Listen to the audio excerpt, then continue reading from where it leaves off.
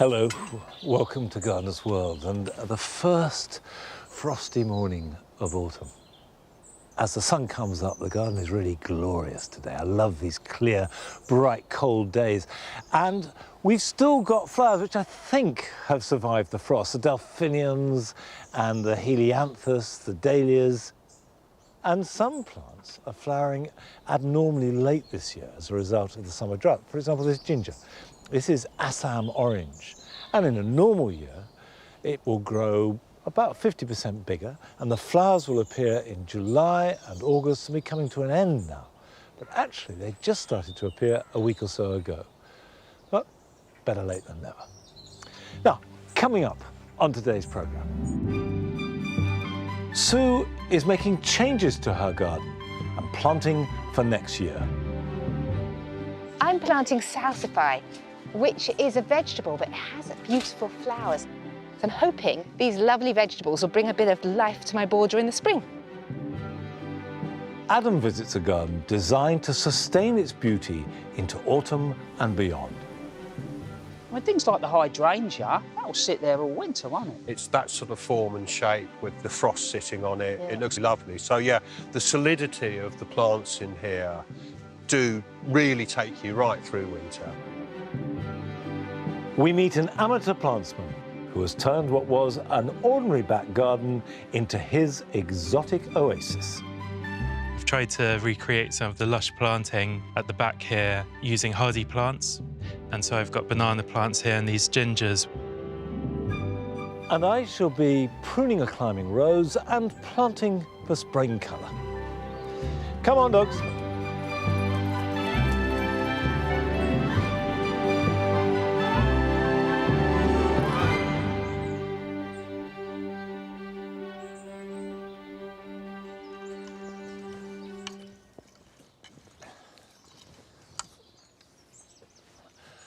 Ned and I are just putting the finishing touches to this border.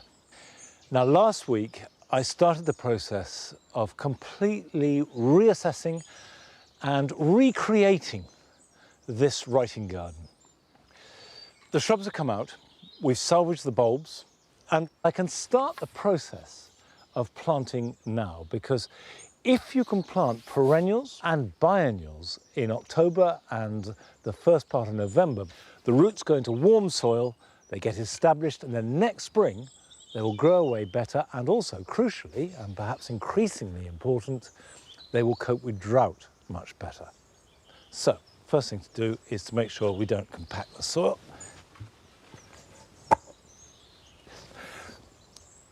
Good boy.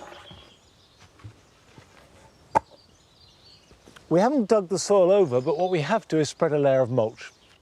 And that will work in, and as I plant things, I'll dig it in, and then we'll mulch again next spring when all the planting is finished. Can I have this, please? Thank you.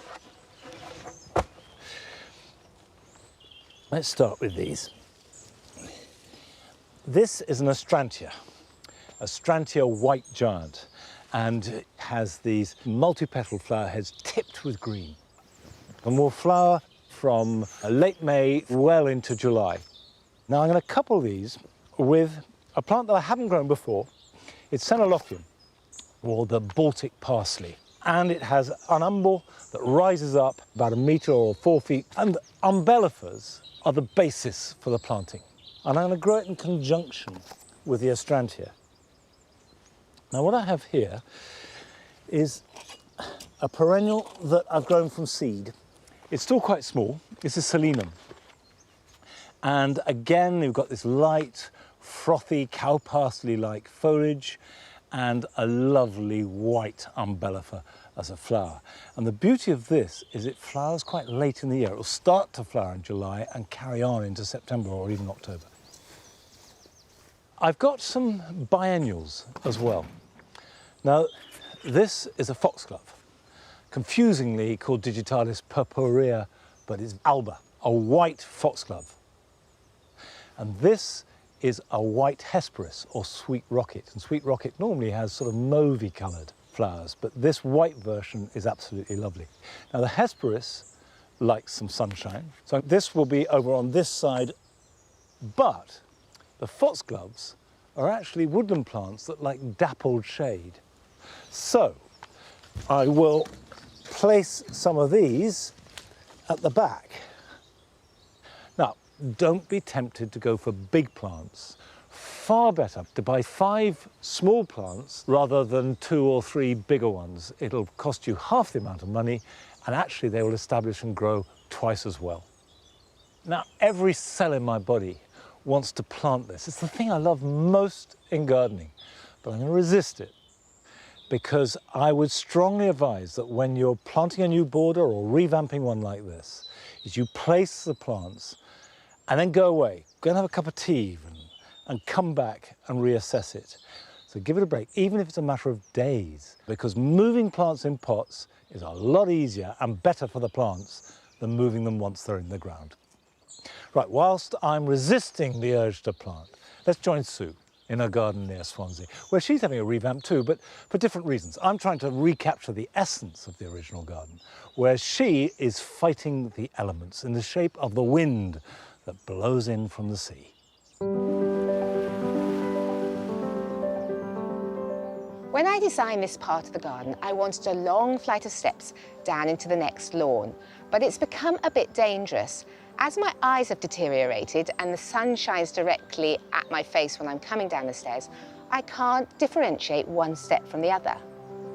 So I've come up with a very cheap and cheerful idea so I can see the edge of the steps clearly. I'm using a stencil. So I think that's enough paint.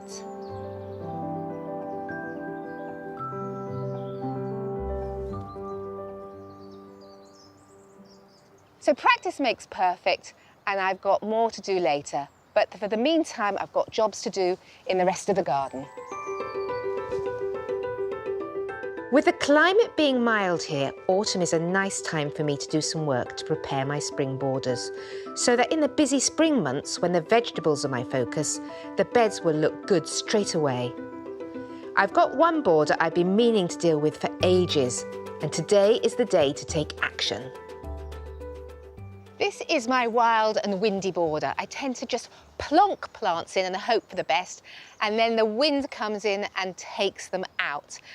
It needs a bit of a redesign. There are some key plants that work well in the winds: the fennel, the lavender and the Japanese anemones. My fennel's got a bit big and needs removing, and my lavender's got a bit leggy and needs to come out. And I've spotted something else that also needs removing. So I'm going to go and get my spade and have a bit of a fight.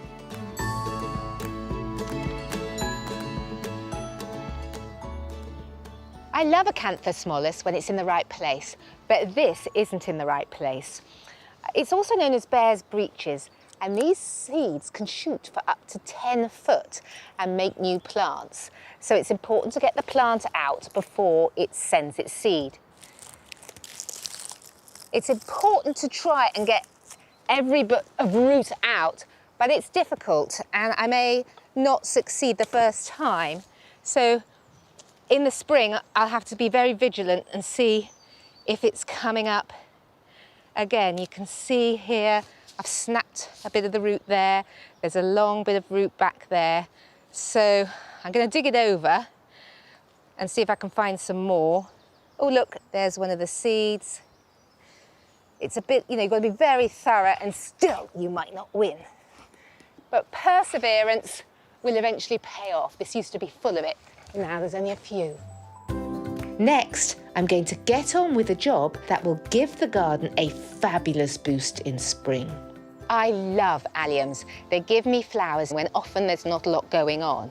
These are going to go into my new flower border. Because it's not structurally ready yet, I'm going to plant the alliums in pots.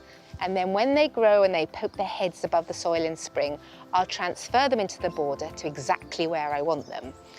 What I've chosen are these lovely Nectar of Gordon Siculum. And they smell delicious, of like honey and garlic. And I'm going to put 3 each in a pot. Put them with the flatter bit down and then the sort of pointy bit up. The second ones, these are my sort of favourite. These are Sphaerocephalon. and I love these. They're also known as drumsticks. And my final choice is allium hair. Now, think of my hair with bits of pink in and you'll get the picture. So I'm going to have a lovely sort of pinky, greeny theme to the whole, you know, allium look in May and June. And if it works, I think it's going to look wonderful.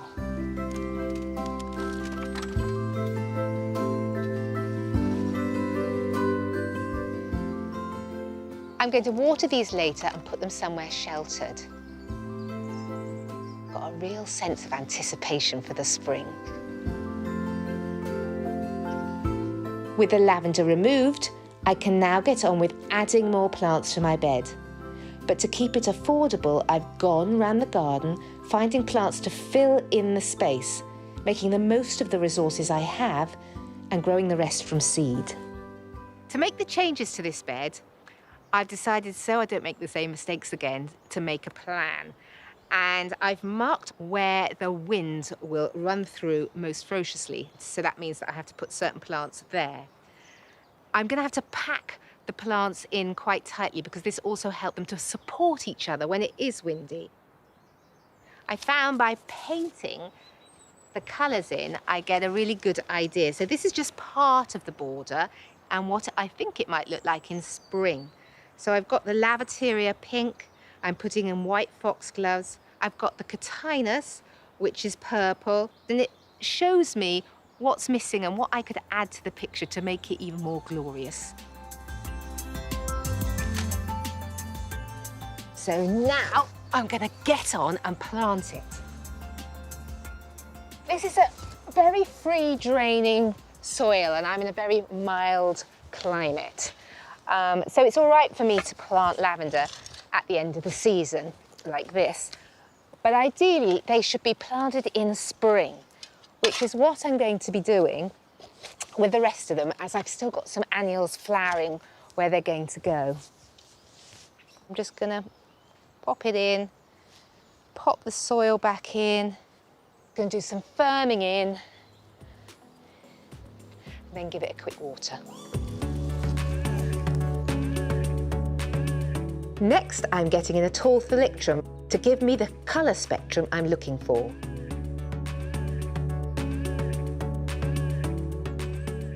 Today, I want to start my experiment to grow veg for the ornamental flowers. I'm planting salsify, which is a vegetable, but it has beautiful flowers and it can be used in the ornamental border. I'm going to combine it with a third of the tops of parsnips, and when you plant those, they again grow umbel type flowers, which are yellow, and that will look very good with the daisy sort of flowers of the salsify. So I'm hoping, you know, these lovely vegetables will bring a bit of life to my border in the spring. It's going to take a few days for me to get the rest of my plants in the border, but for now I'm going to have a bit of a rest from digging and get on and paint some of my daisies.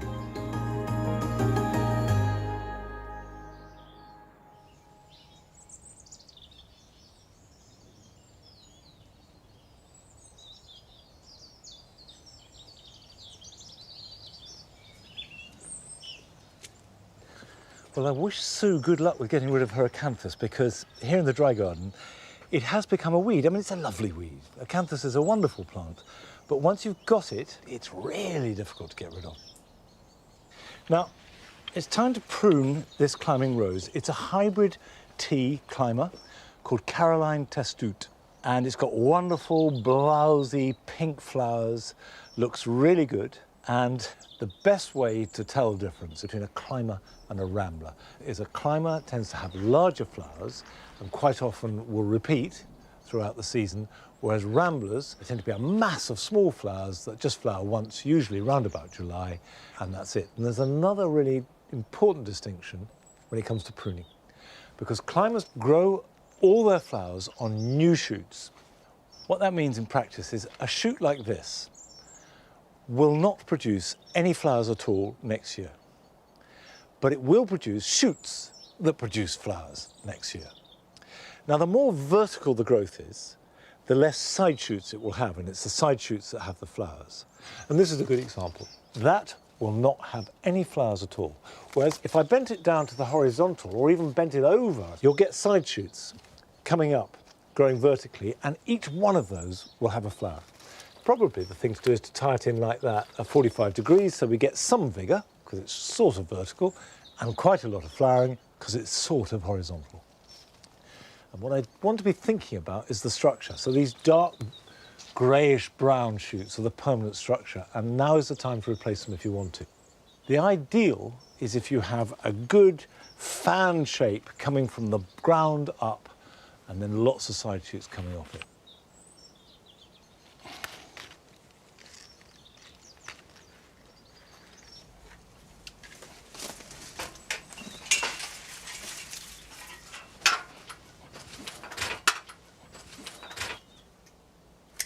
I'm cutting all the side shoots off. And basically you just prune all this year's growth back to stubs, and you'll get new growth from those, and the new growth will have the flowers. I'll plug away at this. This will probably take me another 45 minutes or an hour. And next year, I know it will flower really well. So just remember the principles. Get a good structure, cut back the side shoots, and then leave it alone, and it'll be absolutely fine.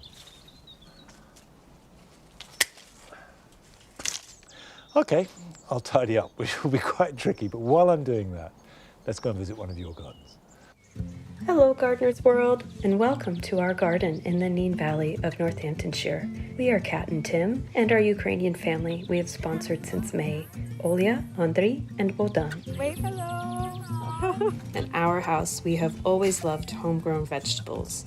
And now Olya and her boys help us grow tomatoes, courgettes, chard, and many other seasonal delights like this cucumber Bohdan has discovered.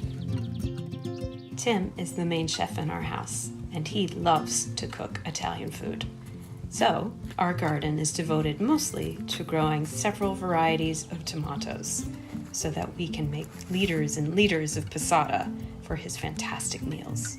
Like most this summer, we have had very little rain. Our harvest, luckily, has survived the drought, and we have been picking tomatoes for a full month now.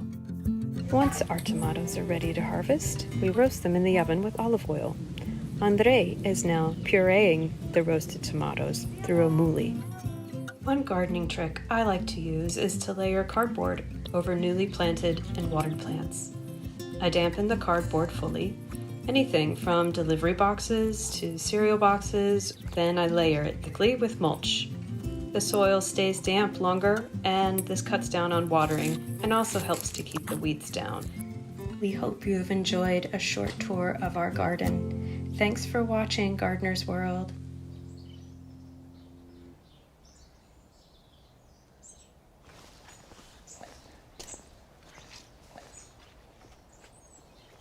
Well, I'm glad to see a kindred spirit in the way that Kat and Tim use their tomatoes, because most of the tomatoes we grow here are used in exactly that way, made into sauce that will give you the taste of summer all winter long. Now, we've been growing more and more salvias here over the last few years because they do add real colour that lasts sometimes from June right through to November. And perhaps the most consistent of all the salvias we grow is this one. It's called Salvia curviflora. And it has this extraordinarily intense pink colour.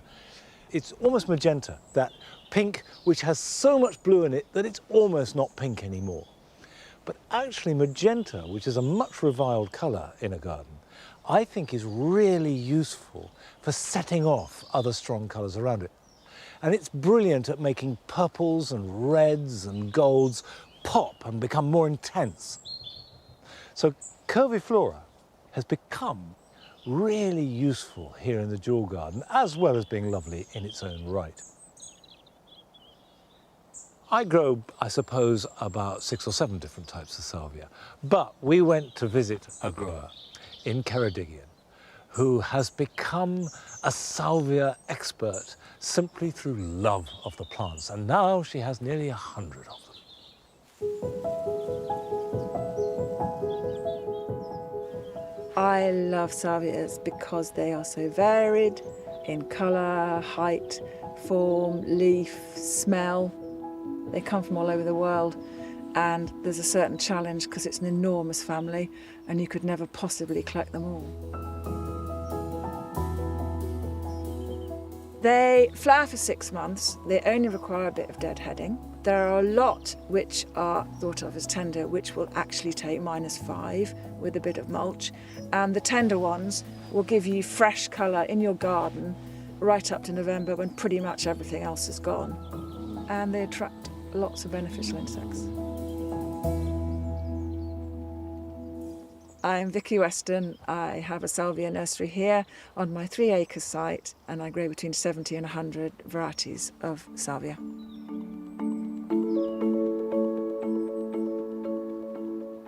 Here we've got some of the different types of salvia, starting here with a borderline variety. This is Salvia involucrata Joan, and she'll take certainly down to -5 in a well-drained soil with some mulch.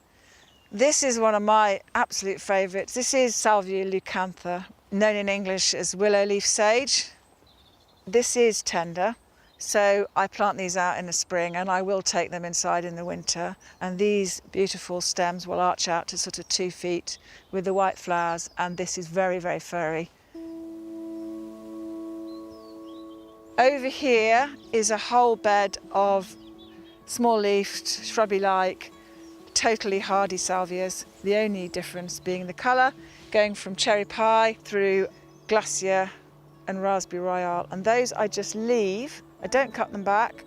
They are mulch, mainly to help me with the weeding, and those will be absolutely fine. They will just shoot again in the spring, hardy to -10. I also grow the European hardy herbaceous forms, which are mostly finished flowering by September, but they can be just left and they'll be back in the spring to flower all over again.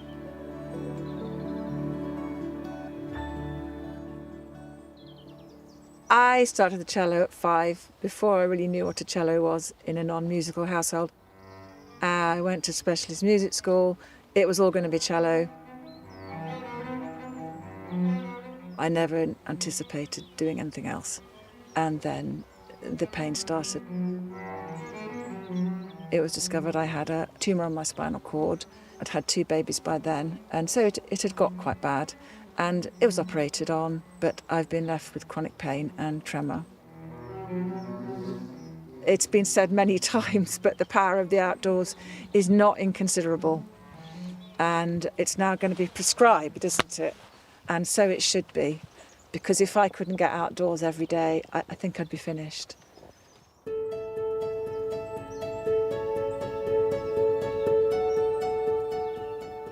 This lovely thing is Salvia oliginosa, ugly name, English name bog sage, but it's not suitable for planting in a bog. It needs the good drainage that all the rest of them use. But you can see it's quite different. It's tall, it's willowy, it doesn't mind the strong winds I get here at all. It is hardy. It will die back completely and disappear, so it's important to mark it so that you don't inadvertently dig it up while you're weeding. It's a total favourite of mine because I'm an addict of blue, and it's just such a clear colour. I just love it.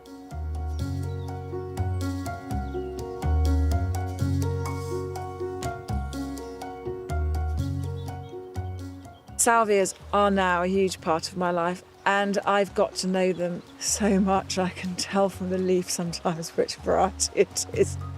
But they deserve to have a bigger audience. At the end of the day, they're just very beautiful things.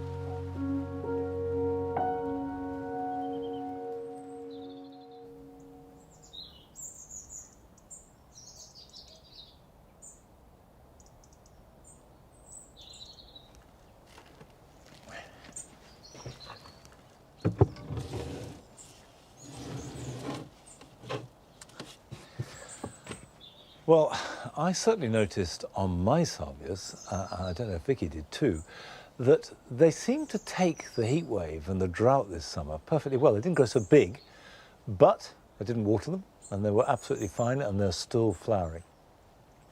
Now, these succulents, which are mainly aeoniums, but we've got Echeveria too,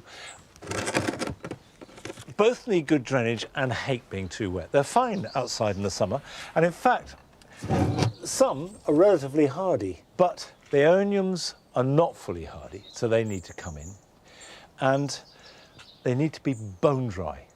And that's the secret, so they can have rain in summer, but in winter, when it's cooler, just don't water them at all, and they'll be absolutely fine.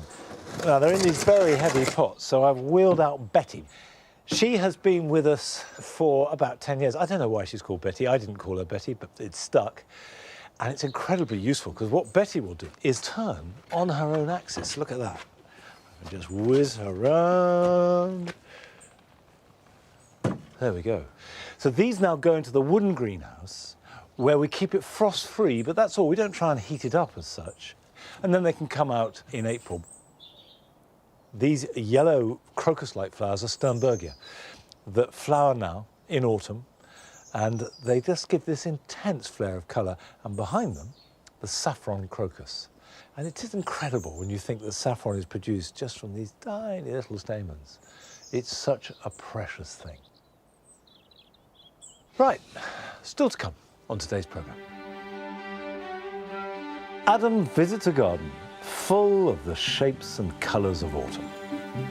You can feel now, as the garden's on the turn, the atmosphere is changing. And interestingly, the lights now As change. we said that, yeah. Things come alive, don't they? Absolutely. So that's what you look for in autumn, isn't Yeah, it? That yeah. beautiful sunlight which is shining on those lovely autumn colours.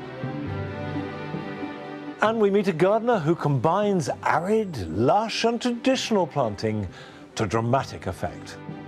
The star of the show has to be this Agave vatifolia, which is the whale-tongue agave. This agave comes from Mexico, where it can get very cold over winter, and so it's very well adapted to the climate here. But first, we're going to East Lothian to visit one of your gardens.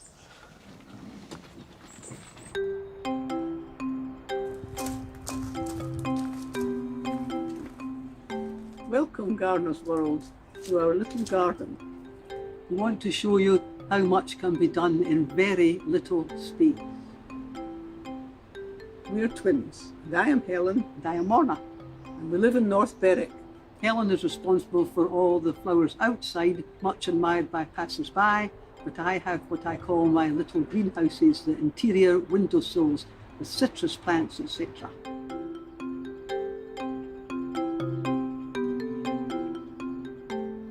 Now this mint here, I grew from a cutting, and it was in a small grey pot, and I wanted to see if the roots were coming out the bottom, ready to repot. So I turned the pot up, and I had netting from an orange bag, and I could see trapped between the orange bag netting and the pot was a vine weevil.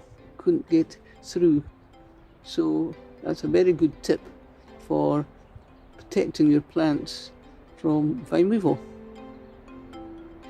This is one of my south-facing greenhouse windowsills. This is an Nepenthes. Now, how do you feed one of these things? Well, you can either have very dilute orchid fertiliser, or if you find a fly and swat it against the window or something like that, not too big a fly, or it suffers from indigestion, and then you pop it into the pitcher. I hope you've seen how many plants can be grown in just a small space, all in pots, outside and inside on the windowsills. So goodbye, Gardener's World, from the twins in North Berwick.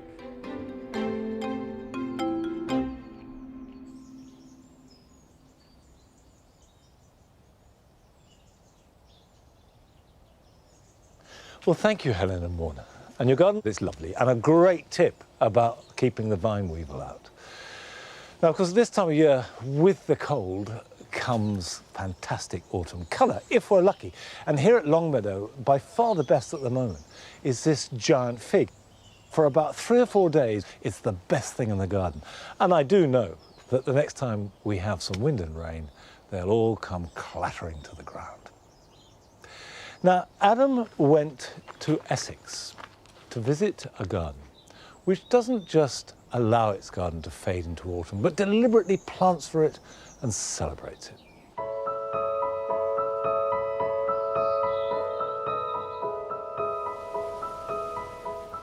It's getting to that time of year, nights are drawing in, the fire goes on, we wrap ourselves up in blankets and start to think about next spring.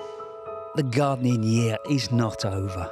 And if you plan it right, the autumn garden can be filled with form, texture and beauty. I've come to the garden of designer Jeremy Allen near Colchester to see how he's created a space which celebrates the winding down of the year. Showing you can still have beauty even if the sun is only out a few hours a day. Jeremy's been working on this garden for 15 years. And here in the top garden, now filled with swaying grasses, the transformation has been dramatic. What was it like when you got here? Well, it was a total jungle, really, this part in particular. So the first few years we were here, we spent most of that time, rather than creating a garden, just trying to clear the space so that we could then start to create a garden. Yeah. So the area that we're in at the moment, how did you first set this piece out? I knew I wanted to fill the whole area with plants. And what I actually did was get a piece of paisley cloth. Yeah. There are 7 large beds here, and I traced out the shapes of the paisley and fitted them together. But the idea was that as you approach, that you don't see the paths, so it appears to be one mass of planting. So in a sense, you've got these lovely curvaceous shapes that just overlap each other. Absolutely right, yeah. Driven by a tie. Absolutely. In actual fact, it was an old piece of curtain, but you're right. It's brilliant, it's really lovely. This prairie planting sits on a steep east-facing slope. Low autumn light brings this space alive, shining through the structural seed heads of Actea, Veronicastrum, and illuminating clumps of Calamagrostis that glow and flow in the breeze. You've got the space and you can play, but actually there's a lot going on here that you could compact and put into a smaller space. Absolutely. What we have here are really big drifts of plants, but you can slim all of those down in numbers and still achieve that same sort of effect and feeling in a much smaller space. And you can see this place is still going to hold really good structure all the way through the winter. Yeah, and I try not to cut any of this back until late March. You should always choose plants that die well, i.e. hold their structure throughout the winter. There's a huge amount of beauty still to be seen in the decaying forms of all these plants.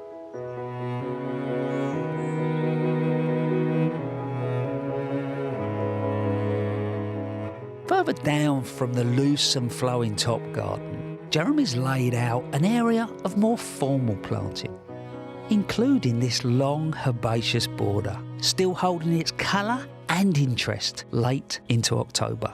What was your approach with this to start with, and how has it evolved over time? I think one of the things that I've tried to focus on is to choose plants which hold their form and holding their structure. So you're standing next to Amsonia, which I think's a really good example. So that was flowering in May or June, but here we have, I think, still a really nice shape to it, and you can see it's turning a lovely autumn yellow. You can feel now as the garden's on the turn, the atmosphere is changing, and interestingly, the light's now changed. As we've said it, and straight away, things come alive, don't they? Absolutely. So that's what you look for in autumn, isn't it? That beautiful sunlight which is shining on those lovely autumn colours. What I like that you've done as well is you've played with sort of soft bellow against really strong form.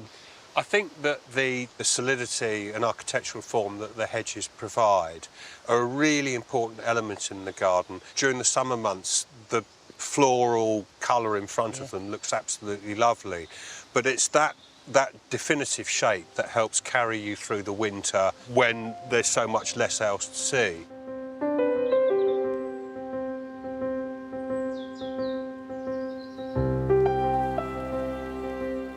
Not only are these hedges gorgeous in their own right, they frame views and create hidden pockets of space, including this secret water garden tucked away behind high green walls. It's a garden where you're always wondering what's around the next corner.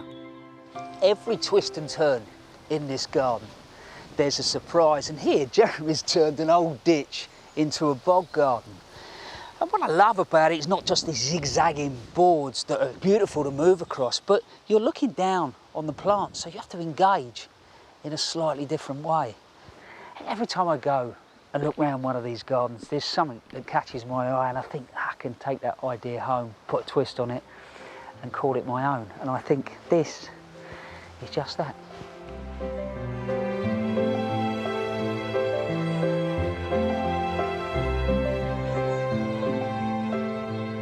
And there's one more surprise for me.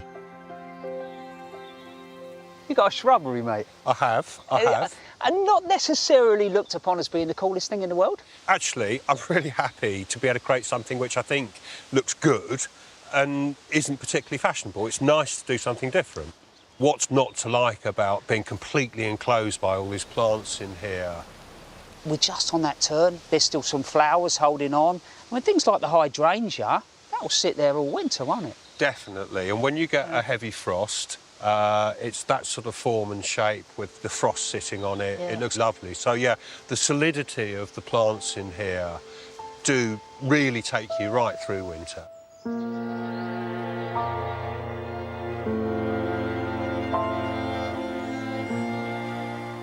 I know this is a big garden, but I think Jeremy demonstrates that if you think about your space in layers, the trees, the shrubs, the herbaceous planting, you can really add more detail later into the year. And this detail doesn't have to be all about flowers. As we move from the bright hues of summer to the more relaxed tones of autumn, more subtle planting comes to life. Flowing grasses, clipped hedges, even the humble shrub.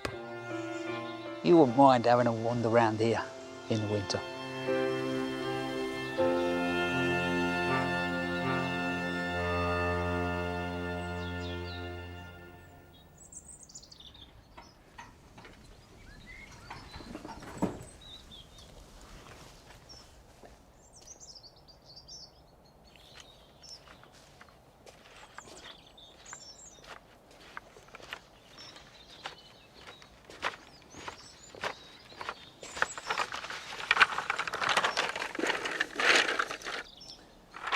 Autumn's beautiful, but there's no question that it's followed by winter.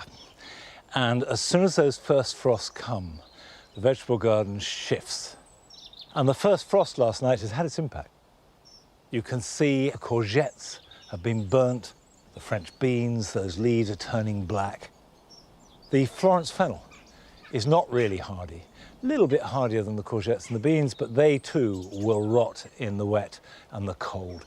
However, things like the beetroot, like the radicchio, and of course all the brassicas are really hardy. But a problem that we've had over the last few years here at Longmeadow is a huge increase in pigeons. If I leave these cabbage, for example, unnetted, then the pigeons will rip them to shreds. So I'm just using canes like that.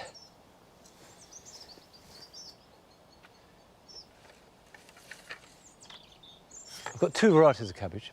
I've got Primo, which are the round ones, and then this pointed one is called Greyhound.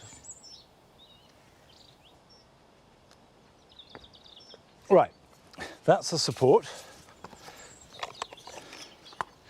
I'm putting these pots over the top so that the netting doesn't slip down. I'm using these terracotta pots, but you could use yogurt pots, cream pots. There we go. That's the easy bit, now the netting. This is the old cricket net that we had on the cricket pitch, last used 20 years ago. But the netting has stayed, we've recycled it. but it doesn't stop me getting tangled, even though I do this every year.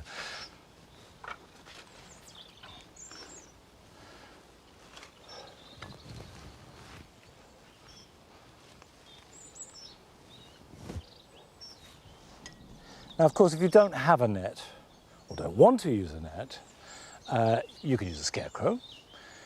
People use old CDs. Anything to deter them. Use some bricks to weigh it down.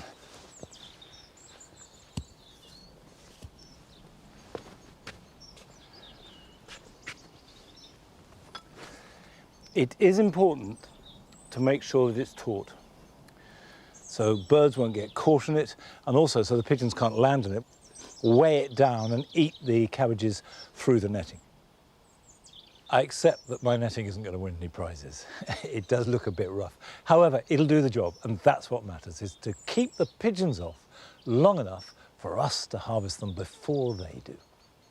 Now, it's time to visit one of your gardens, and whilst I might not win any prizes at a competition, the local flower show and the competitions involved there play an important role.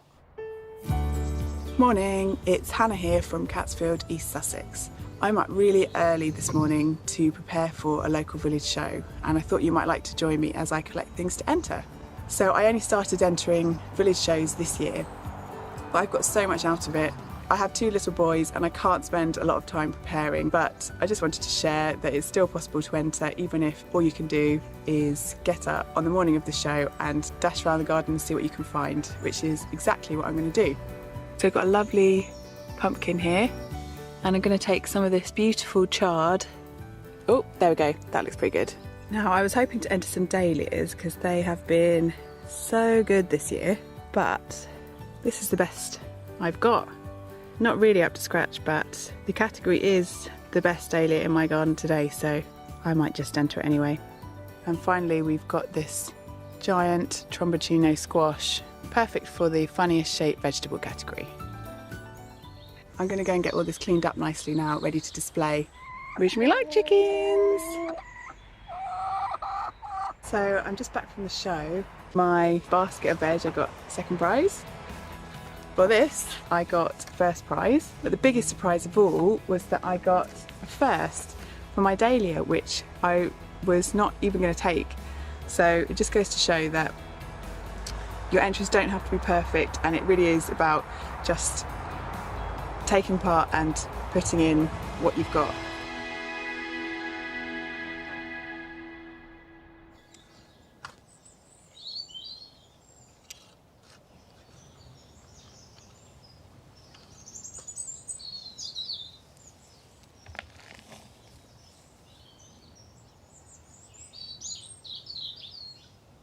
Come on, good boy.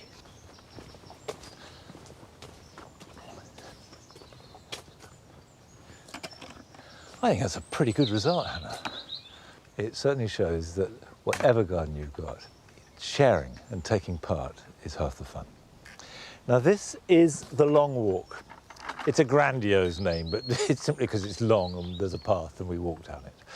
And it's deliberately very stark and simple because you have the cottage garden on one side, which is really busy, and the dual garden on the other side, which is even busier. And the idea, when I designed this, was to give just a cooling off space, just a moment to just stop all the action between these two rather different parts of the garden. And that applies to the planting as well. So obviously we have the permanent planting of the peach limes and the hornbeam hedges and the box pyramids. But also in between them forms a rill or a canal of flower. And I love that. I want to revamp that. So I've got wallflowers, which will run all the way down, and more daffodils. And of course, with the wallflowers, we have that fabulous fragrance. Now, I've grown these wallflowers from seed. This is Fire King, which is a wonderful sort of orange and touched with red. You can see they're pretty good plants. Wallflowers can be quite tricky to grow from seed because what you want is a nice, decent sized plant, and they can be slow to get going. And what I've learnt over the years is the secret is you sow them in some compost, and as soon as you can, get them out into garden soil. They grow much better in soil than they do in potting compost.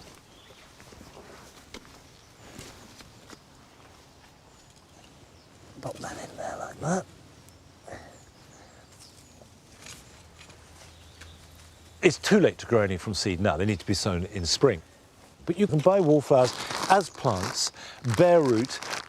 I always used to get them from greengrocers wrapped up in newspaper, but a garden centre will sell them, usually in packs of about 10. But it's cheap, they're good value and highly recommended. As well as my wallflowers, I'm going to plant daffodils in amongst them. The first is this. It's February Gold, and it's quite a small bulb. You can see this is one of the very earliest daffodils to flower. It's not huge, it's pretty, it's petite, it's not tiny. You can grow it in pots perfectly successfully, but I like the delicacy. Now I'm going to put 4 of these here and have them quite near the front. Now the second daffodil is Yellow Cheerfulness. This flowers much later, won't begin to flower till mid-April, and sometimes will go on into May. It's taller, you can see from the bulb, much bigger, and has a lovely fragrance. So you've got the fragrance of the wallflowers, you've got this spicy fragrance of the daffodil, and because it's taller, it'll cope with the wallflowers. It won't be submerged by them. And on top of that, it's a double, so it looks really good. So to put them in the ground, just like that. Don't worry too much about the depth. The rule of thumb for all bulbs is the deeper the better, but as long as they're buried, they'll be fine. By repeating that all the way down, going right across the width of the garden, what we should have is a really rich springtime experience. And of course, you can do this on any scale. This would work perfectly well in a container. Now, obviously, I've got a lot to plant here, but we're going to Surrey, near Epsom, to visit the garden of Robert Statsevich, where he combines both bits of jungle planting with desert.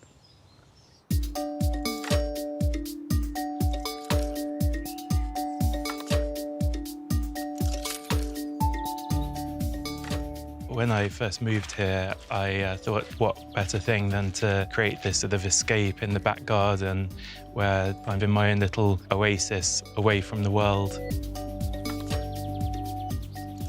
I wanted to create essentially an English garden, but using lots of exotic plants that remind me of my travels abroad.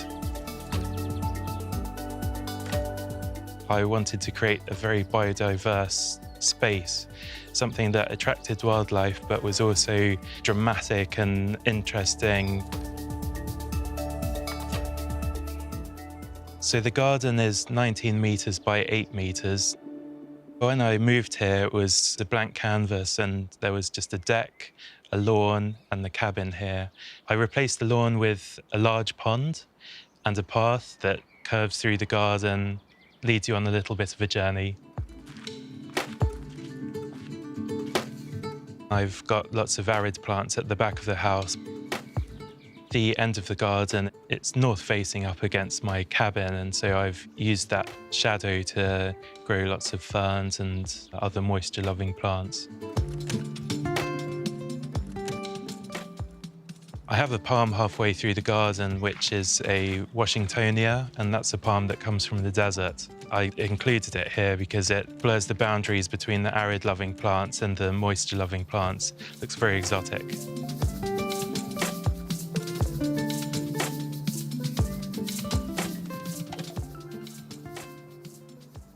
I want to quote a famous gardener called Beth Chatto, and she said that when she created her gardens, she wanted to create a mood, and that's really what I had in mind. I wanted it to be a really relaxing place to be, and I find water very relaxing, and so that was an important part that I wanted to include.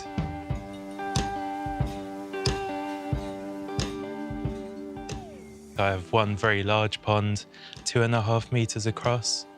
It's mainly for the frogs and newts, but all around it there's dragonflies flying around here. The inspiration here was the Singapore Botanic Gardens. I've tried to recreate some of the lush planting at the back here using hardy plants. And so I've got banana plants here and these gingers. This is Hedychium tara, which has just started into flower. Lots of people say that I should be growing plants that are native to my area, but actually these exotics have been really good at encouraging pollinators. When you're creating a natural pond like this, it's important that you get lots of leaf cover from floating plants, and with this water lily, the more it grows, the clearer the water will get. This is a very special water lily called Denver. It's a hybrid of tropical water lily species and a hardy water lily species. The great thing with this is that it will flower with lots of hybrid vigour all the way through the summer, almost until the first frosts. I have 2 rectangular ponds either side of the steps, which give a sense of drama.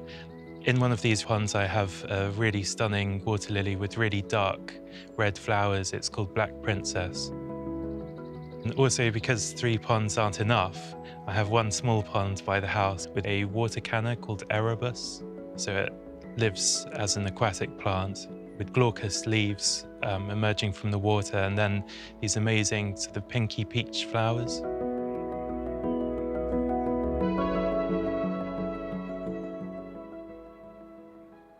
This is my arid border where I grow plants from arid regions of the world, and the star of the show has to be this Agave ovatifolia, which is the whale-tongue agave. This agave comes from Mexico, where it can get very cold over winter, and so it's very well adapted to the climate here. I've had this agave for about 15 years, and in that time it's been out every winter and it's never had any cold damage. It's been covered in snow, frost. This is a really great prospect for anyone that wants to grow agaves in the UK. As the garden's quite small, I'm trying to utilise every surface, and so I've got climbers all around the garden. One of the stars is the passion flower. The flowers are incredibly intricate, and I think they're really exotic, which ties in nicely with the rest of the garden, but equally it would be well suited in any English country garden. I love putting the different parts of the garden together and using different plant combinations. So here I have an interesting combination of these fresh new Cycas revoluta leaves and Cosmos sulphureus. Here I've combined something very exotic looking along with something that you might find in more regular sort of English traditional garden. The orange of these flowers combines really nicely with the green of the cycad leaves. This cycad is very hardy. It's been out here for 2 winters, but in that time it hasn't shown any growth until this year, when it grew within the space of about 3 weeks from a tiny little shoot to this crown of amazing leaves. Sometimes there's a moment where you think you might give up with the plant because it hasn't shown any growth for a long time, but these very primitive plants can suddenly burst into growth, and before you know it, you've got a nice green plant again.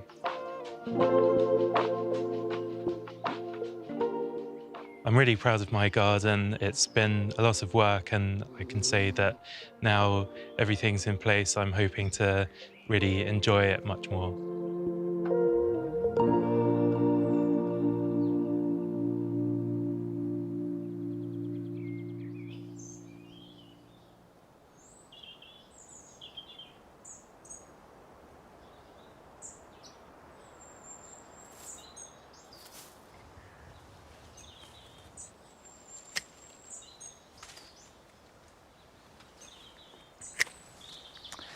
My guess is that Robert isn't going to sit back and just look at the work he's done and simply enjoy it.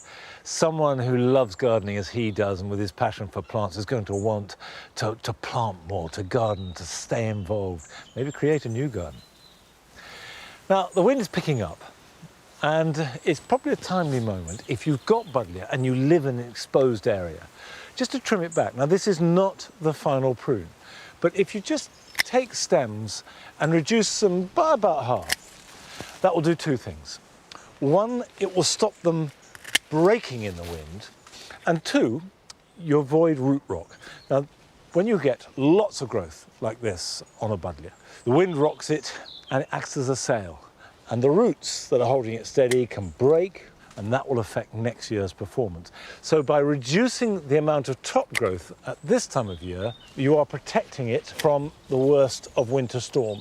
And then in March, you can give it its proper prune. And while I'm doing this job, here are your jobs for the weekend.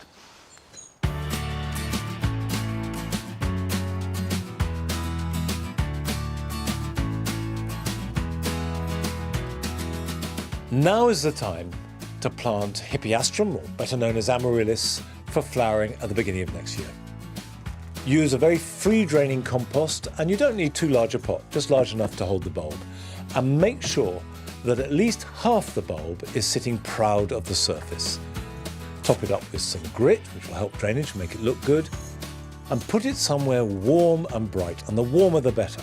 Water it well, and it should start to flower somewhere between Christmas and the New Year and brighten up the darkest days.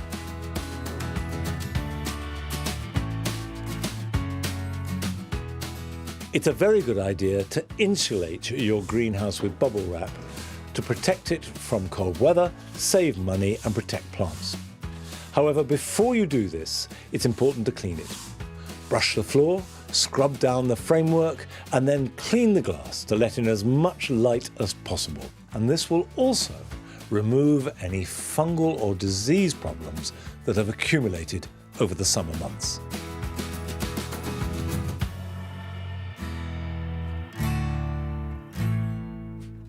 Sowing peas now will give you an especially early harvest next spring. Choose a variety like these, Douce Provence, which is suitable for autumn sowing, and put them either into pots or root trainers. Water them well and put them somewhere warm to germinate. They should be ready to plant into a greenhouse or polytunnel in the new year, or outside into the garden as soon as the soil warms up.